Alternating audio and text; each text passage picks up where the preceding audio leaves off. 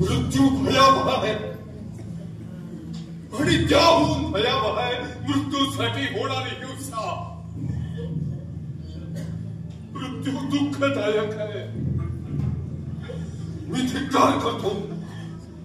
मी धिक्कार करतो माझ्यातल्या क्रूरतेचा. मी धिक्कार करतो माझ्याच हिंसाचारी कृत्याचा.